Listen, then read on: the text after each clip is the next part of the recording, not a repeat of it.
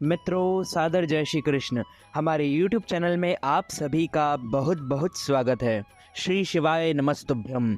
हर महीने दोनों पक्षों की त्रयोदशी तिथि पर प्रदोष व्रत रखा जाता है। इस समय आषाढ़ मास चल रहा है और इस माह का प्रदोष व्रत 15 जून 2023 दिन गुरुवार को है। इस दिन गुरुवार होने कि इसे गुरु प्रदोष व्रत कहा जाएगा। इस दिन व्रत रखकर भगवान भोलेनाथ की पूजा अर्चना की जाती है। गुरु प्रदोष व्रत को सुख और समृद्धि को बढ़ाने वाला माना जाता है। प्रदोष व्रत के दिन शिव जी के साथ माता पार्वती की भी पूजा की जाती है। धार्मिक मान्यता है कि इस व्रत और पूजन करने से भगवान शिव शंकर और देवी पार्वती की विशेष कृपा आपके घर परिवार को प्राप्त होगी। साथ ही जातकों के जीवन में खुशियां आती है।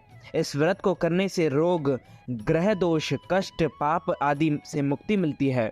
आषाढ़ मास के प्रदोष व्रत पंचांग के अनुसार आषाढ़ माह के कृष्ण पक्ष की त्रयोदशी तिथि की शुरुआत 15 जून गुरुवार को सुबह 8:32 से हो रही है। इस तिथि का समापन 16 जून शुक्रवार को सुबह 8:39 पर होगा।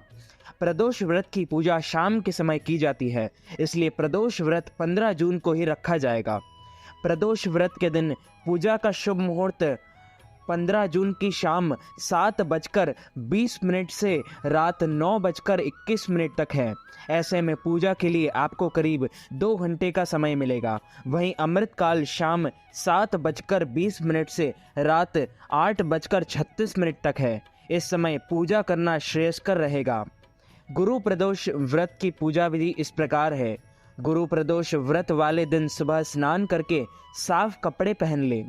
इसके बाद शिव जी को याद करके व्रत एवं पूजन का संकल्प धारण करें।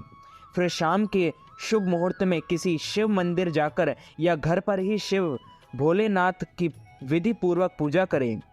पूजा के दौरान शिवलिंग को गंगा जल और गाय के दूध से स्नान कराएं। उसके बाद सफ़ेद चंदन का लेप जरूर लगाएं। भगवान भोलेनाथ को अक्षत, बेलपत्र, भांग, धतूरा, शमी का पत्ता, सफ़ेद फूल, शहद, भस्म, शक्कर आदि अर्पित करें। इस दौरान ओम नमः शिवाय मंत्र का उच्चारण करते रहें।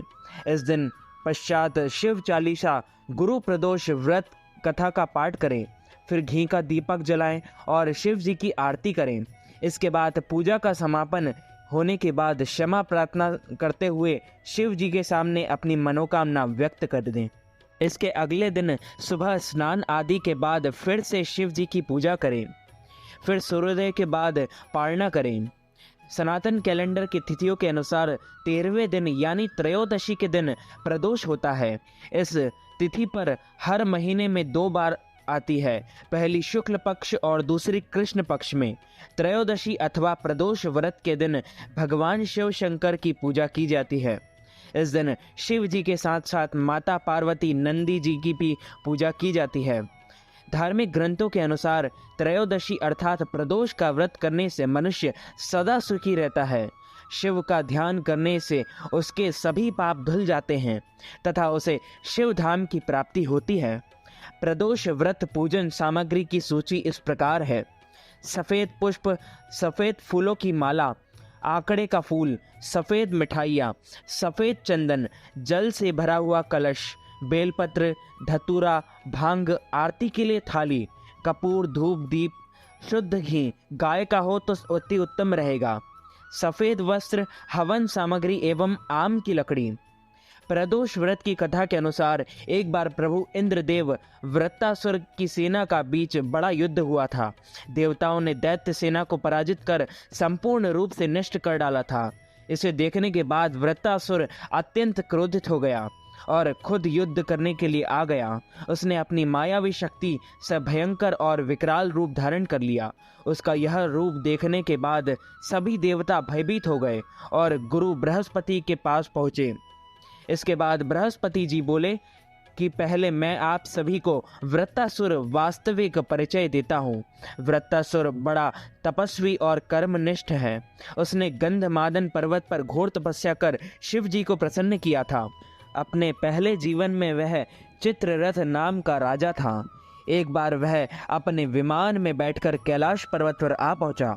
वहां शिव जी के वाम अंग में माता पार्वती को विराजमान देखकर बोला कि हे प्रभु, मोह माया में फंसे होने के कारण हम स्त्रियों के वशीभूत रहते हैं, किंतु देवलोक में ऐसा दृष्टि गोचर नहीं हुआ कि स्त्री आलिंगन बद्ध हो सभा में बैठे।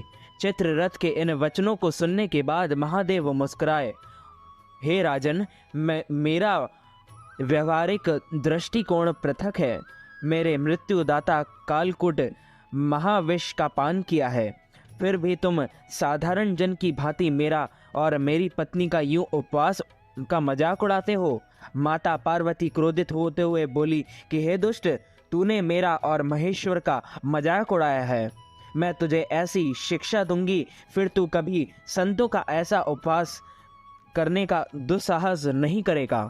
अब तू दैत्य स्वरूप धारण कर विमान से नीचे गिर, मैं तुझे श्राप देती हूँ। माता पार्वती के अभिशाप से चित्ररथ का राक्षस योनि में जन्म हुआ और त्वष्टा नामक ऋषि के श्रेष्ठ तप से उत्पन्न हो वृत्तासुर बना।